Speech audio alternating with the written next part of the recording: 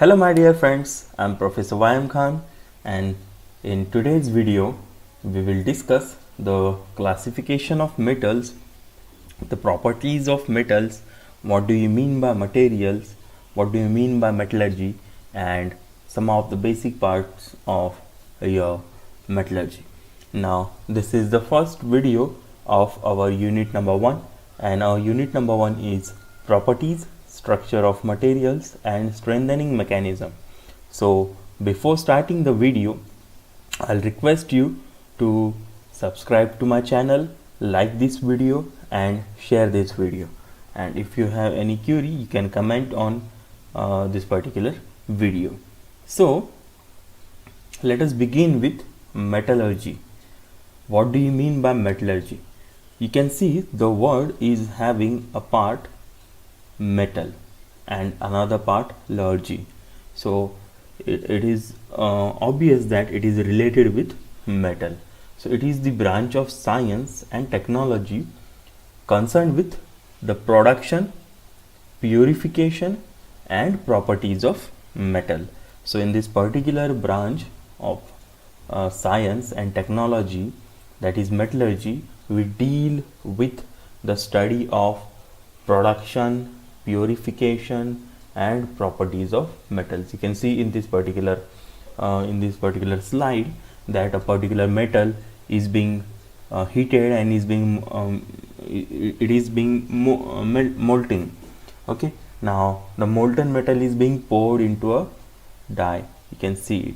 Then that a particular metal is being heated, or you can say it is being heat treated. Okay, so in this branch we will study about how to produce, how to purify and what are the properties of metals. So this is your metallurgy. Okay, now next is material. What do you mean by a material? Because our subject name is materials and metallurgy, so you should know the meaning of materials as well as metallurgy. So we have seen the meaning of metallurgy, but we have to see the meaning of material. Now material is nothing but the matter from which a thing is or can be made. ये वो चीज़ है, material वो चीज़ है, ये वो matter है जिससे हम क्या बनाते हैं, किसी चीज़ को, किसी थिंग को प्रोड्यूस करते हैं. Like this you can see in the picture, हमने क्ले से ये मटके बनाए हैं, ये लकड़ी के पैनल्स है, आपको ग्लास दिख रहा होगा, पेपर दिख रहा होगा, यहाँ प्लास्टिक है, यहाँ सोडा कैंस है, यहाँ पर एम्ब्लेम है made up of some brass और ब्रॉन्ज मटेरियल, यहाँ पर कुछ आपको रोल्स दिख रहे होंगे स्टील के, उसके बाद में कुछ सर्किट आपको दिख रहा होगा जिसमें कॉपर का इस्तेमाल किया जाता है. फिर यहाँ पर हम कुछ इंडस्ट्रियल पैनल्स देख रहे हैं, पाइप्स देख रहे हैं, बार्स देख रहे हैं.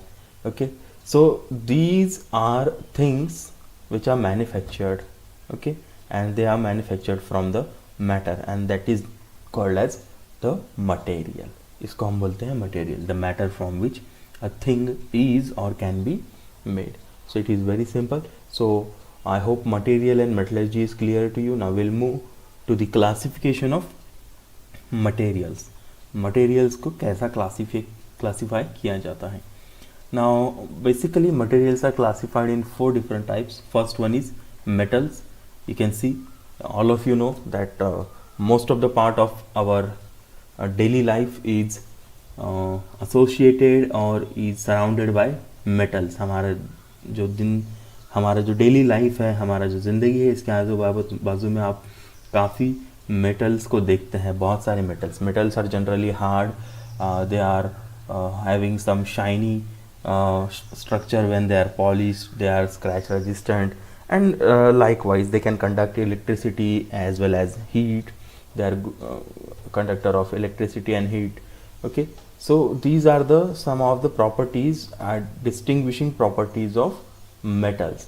Now you can see the various metals present here. This is one is brass, this one is bronze, this is metal sludge, this one is steel, this one is copper, this one is cast iron, then this one is aluminum. Now these all metals are used extensively in our industrial applications, अलग अलग जगह पर अलग अलग metals इस्तेमाल किए जाएंगे। Construction industry में हम माइल्ड स्टील का इस्तेमाल करते हैं, स्टील का इस्तेमाल करते हैं। एरोप्लेन्स में हम मैग्नीशियम एल्यूमिनियम के अलॉयज़ का इस्तेमाल करते हैं। देन हमारे इलेक्ट्रिकल एप्लीकेशंस में हम कॉपर के अलॉयज़ का इस्तेमाल करते हैं। Then for some mechanical applications like machineries cast iron का इस्तेमाल किया जाता है, माइल्ड स्टील का इस्तेमाल किया जाता है, स्टेनलेस स्टील का इस्तेमाल किया जाता है। So these metals are extensively used in our day-to-day life as well as in industrial applications. So this one is the first classification of materials. Then there comes non-materials like ceramics.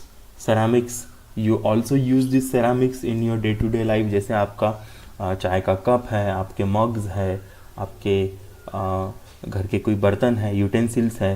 So these things are manufactured by using clay को हम क्या करते हैं, जलाते हैं, उसको भट्टी में हम हीट करते हैं and then we produce ceramics. This ceramics are now days are also being used in various industrial applications. जैसे यहाँ पे आपको दिख रहा होगा कुछ सर्किट ब्रेकर के कवर्स है, कुछ पैनल्स है, कुछ नाइफ है, कुछ कवर है मोबाइल के. Then there are some lighting components which are manufactured from ceramics. Then कुछ रिंग्स है, कुछ बुशेस है, अलग अलग किस्म की चीज़ें हम क्या करते हैं इन सेरामिक्स से बनाते हैं. इसका बेस्ट एग्जांपल अगर हम देखें सेरामिक्स का, जो आपकी डे टू डे लाइफ में आप इस्तेमाल करते हैं in which is somewhat similar to industrial application, is nothing but your MCB switch, जिसको आप किटकैट स्विच भी बोलते हैं. आपका जहाँ पर फ्यूज़ लगा रहता है घर का, उस फ्यूज़ का जो बॉडी है वो बॉडी बनाया जाता है हमारे सेरामिक मटेरियल से. उसके साथ ही साथ में हमारा जो सेरामिक मटेरियल है वो हमारे मोटरसाइकिल के स्पार्क प्लग में भी यूज़ होता है. तो स्पार्क प्लग का जो बाहर का हिस्सा रहता है, it is also manufactured from ceramics.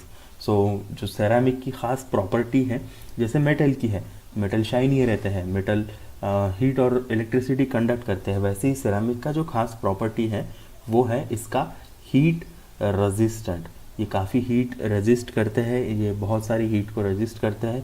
इसके लिए इसको कई हीट रेजिस्टिंग लाइनिंग्स में भी इस्तेमाल किया जाता है. जैसे बॉयलर के अंदर की लाइनिंग्स होंगी या किसी फर्नेस के आजू बाजू की लाइनिंग्स होंगी, उसमें भी इसको इस्तेमाल किया जाता है. Then there are polymers. All of you know the polymers. The main polymer is your plastic which is quite troublesome for us. हमारे को जो काफ़ी इसकी वजह से प्रॉब्लम्स आते हैं ये है, लेकिन ये भी हमारे इंडस्ट्रियल एप्लीकेशन में इस्तेमाल किया जाता है. पॉलीमर्स में हम दो मेन पॉलीमर्स का इस्तेमाल बहुत एक्सटेंसिवली करते हैं इंडस्ट्री में. वो है एक प्लास्टिक और दूसरा है रबर. तो आपने PVC के पाइप देखे होंगे, बॉटल्स देखे होंगे, रबर के टायर्स देखे होंगे. So these all things are your polymers. Okay, generally ये जो पॉलीमर्स है ये इलेक्ट्रिकली नॉन कंडक्टिव टाइप रहते हैं. इसके लिए इसमें कई बार बुशेस में इस्तेमाल किया जाता है, कोई कवरिंग्स में इस्तेमाल किया जाता है. बहुत सी जगह पर इनका यूज़ आजकल हम करते हैं. उसी तरीके से एक चौथा क्लास है मटेरियल्स का जो काफ़ी पॉपुलर हो रहा है nowadays, and that is your composites. Composites जो है ये कंपोजिट्स हम नाम में ही है कि हम कंपोज करते हैं 2 से 3 अलग अलग मटेरियल्स को एक साथ कंबाइन करते हैं. जैसे कि यहाँ पर आपको एक शीट दिख रही होगी. सो ये शीट एक किस्म का पैनल है. इस पैनल को हमने 5 अलग अलग शीट्स से बनाया है. ये एक जो कंप्लीट पैनल है, it is manufactured from 5 different sheets and which is having various properties, which is having different properties. To make a material suitable for a particular property, for a particular application, we combine various properties of different materials in composite. जैसे अगर मैं इसको बोलूँ ये aluminium की sheet होगी, ये उसके नीचे स्ट्रेंथनिंग का एक शीट है, ये उसके नीचे मैट्रिक्स का शीट है जिसको हम और स्ट्रेंथ देना चाहते हैं, जिसकी वजह से हम और स्ट्रेंथ देना चाहते हैं मटेरियल को. और उसी तरीके से उसको अलग अलग लेयर्स में, अलग अलग रोटेशन में हमने क्या किया है, ये कंपोजिट शीट बनाया है. इसका बेस्ट एग्जांपल अगर हम देखें तो हमारे घर में जो हम डोर्स यूज़ करते हैं कंपोजिट पैनल के, आजकल के जो दौर में यूज़ किए जा रहे हैं पैनल्स, जिसको हम कई बार एल्यूमिनियम पैनल भी बोलते हैं, कई बार हम कंपोजिट पैनल भी बोलते हैं। तो इन पैनल्स के हम डोर्स यूज़ करते हैं। इसके अंदर अलग अलग लेयर्स में अलग अलग डायरेक्शन में शीट्स को क्या किया जाता है, फिट किया जाता है, इसको बोलते हैं हम कंपोजिट। और एक एग्जांपल अगर हम देखें कंपोजिट का तो है हमारा प्लाईवुड। प्लाईवुड में भी आप देखते होंगे कि ऊपर का और नीचे का जो शीट है वो काफ़ी मजबूत रहता है, थिक रहता है। इसके बीच में गैप में हम छोटे छोटे शीट्स लगाते हैं या छोटे छोटे बार्स लगाते हैं, उसके अंदर कुछ भूसा भी भरा रहता है। So like that in less material we get more properties. So that is your composite. So this is your classification of materials. Then we will move towards the properties of materials, and now these properties are required for selecting the various materials for various applications. अलग अलग application में जो material हम select करेंगे वो selection depend करता है इन properties of materials के ऊपर। तो पहला प्रॉपर्टी है strength. That strength is nothing but it is the property of material by which opposes the deformation और breakdown of material in presence of any external force और load. जब भी आप किसी मटेरियल के ऊपर लोड या फोर्स अप्लाई करते हैं एक्सटर्नली, वो मटेरियल उस फोर्स को, लोड को क्या करता है, रेजिस्ट करता है। और इसी रेजिस्टेंस को हम क्या बोलते हैं, स्ट्रेंथ बोलते हैं। अब ये रेजिस्ट किस चीज़ से करता है, इट रेजिस्ट फ्रॉम डिफॉर्मेशन। उसका शेप और साइज डिफॉर्म होने से, चेंज होने से मटेरियल क्या करता है, उस लोड को रेजिस्ट करता है। सो उस चीज़ को बोला जाता है strength of material. When it is facing your tensile force, then it is called as your tensile strength. When it is facing the compressive load, then it is called as its compressive strength. जैसे कि cast iron है, cast iron is having a very good compressive strength, whereas mild steel is having a very good tensile strength. So these materials, the materials which have good strength are widely used in various industrial applications. Now materials which we finalize for our engineering products must have suitable mechanical strength to be capable to work under different mechanical forces or loads. Okay, now this is the strength. Now second thing is your toughness. Yes, it is the ability of a material to absorb shocks. जो shocks रहते हैं या जो loads रहते हैं या जो forces हैं, इसको एब्जॉर्ब करने का जो प्रॉपर्टी है मटेरियल का, इसको बोलते हैं हम toughness. It is the ability of a material to absorb the energy and gets plastically deform. Now in toughness the deformation will happen but fracturing will not happen. In strength there is in strength की वजह से जो deformation है वही नहीं होने देते हैं material, but in toughness the shocks or the loads or the forces are absorbed with some deformation. मतलब shape क्या होगा, change होगा, but there will not be any fracturing. Okay, and when it fractures, that means the toughness has reached its limit. So it is the ability of a material to absorb the energy and gets plastically deformed without any fracturing. Now its numerical value is determined by the amount of energy per unit volume. It is given by joule per cubic meter. Now the value of toughness of material can be determined by stress strain characteristics of that particular material. Now कई बार, now most of the time the toughness is associated with how hard a material is. Now that is totally incorrect. Okay, now I'll tell you why it is totally incorrect. Because for good toughness, materials should have good strength. They should have good strength as well as ductility. Because if a material is brittle, then it will get broken by the externally applied force. It will get shattered, and that's why for a tougher material to have a good toughness, the material should be having good strength as well as ductility. Whereas for a brittle materials having good strength, which is having good strength but limited ductility, the material will not be tough enough. सो जितना material हमारा ductile रहेगा, जितना उसका strength अच्छा रहेगा, उतना ही उसका toughness ज़्यादा रहेगा। जितना मटेरियल ब्रिटल रहेगा उतना उसका डक्टिलिटी कम हो जाएगा, उसी वजह से उसका टफनेस भी क्या हो जाएगा, वहाँ पर कम हो जाएगा। Okay, because what we are doing here in toughness is we are deforming material without fracturing. Okay, and brittle material cannot deform so much, they get fractured easily. ये हमने स्टडी किया है हमारे सॉम के अंदर, स्ट्रेस वर्सेस स्ट्रेन डायग्राम के अंदर आपने स्टडी किया है for a brittle material and for a ductile material. Conversely materials having good ductility, जिसकी डक्टिलिटी अच्छी है but having low strength are also not tough enough. Okay, so therefore a material should be ductile as well as its strength should be good for being a tough material. Now next one is hardness. It is the ability of material to resist to permanent shape change due to external stresses. Now cast iron as compared with mild steel is harder because its hardness is high and the ability of that particular cast iron to resist permanent shape change is good. Okay, whenever you are applying some external stresses, external forces, material resists to change its shape, and that property is called as hardness.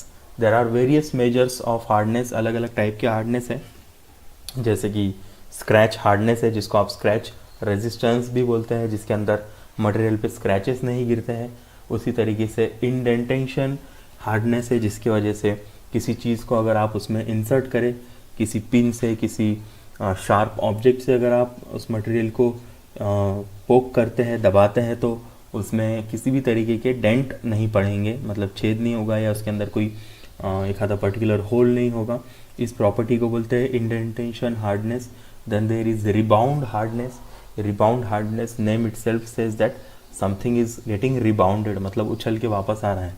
Yes, सो हम इस rebound hardness को कैसा करते हैं, तो इसमें हम एक डायमंड टिप वाला टूल यूज़ किया जाता है, जिसको हम क्या करते हैं, एक पर्टिकुलर हाइट से उस मटेरियल के ऊपर ड्रॉप करते हैं, और उस पे ड्रॉप करने के बाद में वो कितना उछलता है, कितने हाइट पे उछलता है, उसको हम कैलकुलेट करते हैं रिबाउंड हार्डनेस से। Okay, so it is most of the time related with how ductile the material is, because जो डक्टाइल मटेरियल है वो क्या करेगा, उस ड्रॉप किए हुए टूल को कम उछालेगा। वहीं पर हार्ड अगर मटेरियल है तो वहाँ पर उछाल ज़्यादा रहेगा, so rebound will be more. So we will come to know how hard the material is. Then it's like rebound hardness is like bowling. एक बॉल अगर आप सादे ज़मीन पर पटकते हो, नरम ज़मीन पर पटकते हो मिट्टी वाले, तो कम उछलता है। वही अगर आप उसको सीमेंट की पिच पे पटकते हो तो वो ज़्यादा उछलता है। सो जो चीज़ हार्ड है उससे ज़्यादा उछाल हमको मिलेगा, and then will calculate rebound hardness. Then brittleness of a material indicates that how easily it gets fractured, कितने आसानी से उसके टुकड़े हो जाते हैं, फ्रैक्चर होता है। इस प्रॉपर्टी को बोलते हैं हम brittleness. Okay, now when a brittle material is subject to stress, it absorb very less energy. उसमें कम एनर्जी क्या होती है, एब्जॉर्ब होती है, and it gets easily fractured without significant strain, without changing the shape or without deforming, it gets fractured easily.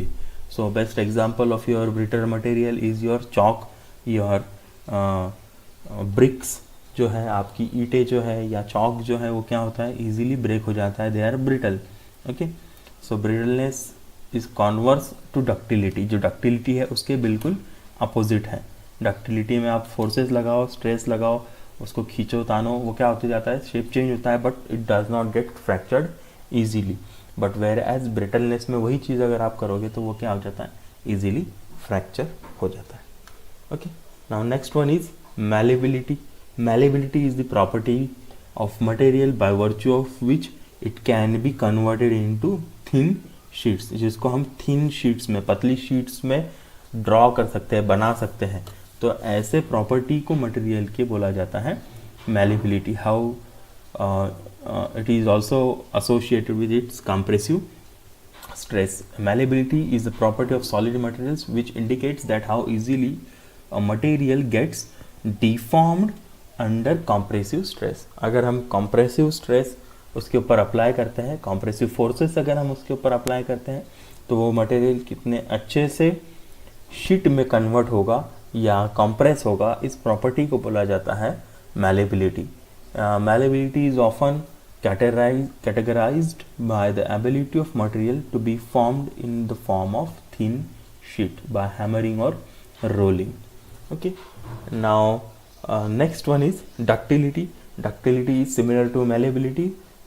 In malleability we are saying that the material can be converted into thin sheets, but here we say that ductility is the property by virtue of which it can be drawn into wires, जिसको हम wires में convert कर सकते हैं. ऐसी material की property को बोला जाता है ductility.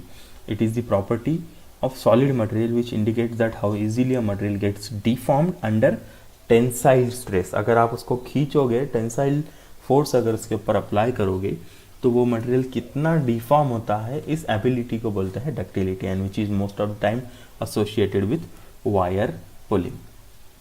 This mechanical property is also an aspect of plasticity of material, and is both of them are very dependent on temperature, because as the temperature rises these properties gets reduced. ये क्या होता है, ये इनकी जो strength है, ductile strength है, malleable strength जो है, ये क्या होती जाती है, कम होती जाती है, टेंसाइल स्ट्रेंथ और compressive strength. Okay, so the ductility material जो है, ductile material are like your copper, aluminum, then your alloys of copper are your ductile materials. Malleable materials like aluminum, then again copper का भी है जो malleable है, then gold is also malleable, then your silver is also malleable.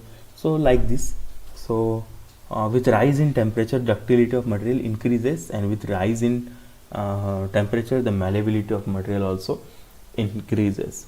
So this is your ductile and malleable material. Now the creep and fatigue are most of the time you can say are considered similar one, but they have slight difference. Now creep is the property of material which indicates the tendency of material to move slowly and deform permanently under the influence of a constant external stress.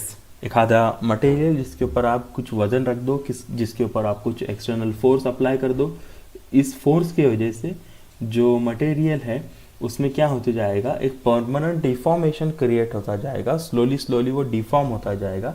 इस property को बोला जाता है creep. और वहीं पर fatigue जो है, fatigue is slightly different, because इसके ऊपर जो फोर्सेस अप्लाई होते हैं, these forces are repeated forces. जबकि क्रीप में जो फोर्स है वो कांस्टेंट है, वो कंटिन्यूअस है. यहाँ पर रिपीटेड फोर्सेस हम क्या करेंगे, फटीग के अंदर यूज करेंगे.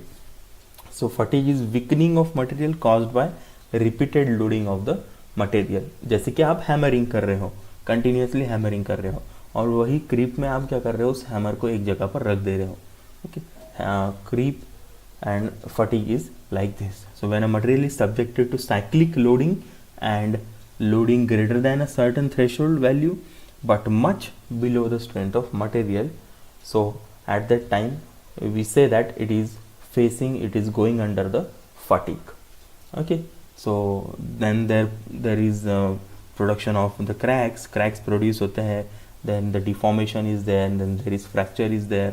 So likewise the creep and fatigue is defined here. So I think it is enough for today. So thank you. Please stay safe, stay home, keep learning, and please subscribe to my channel, like this video and share this video. Thank you so much.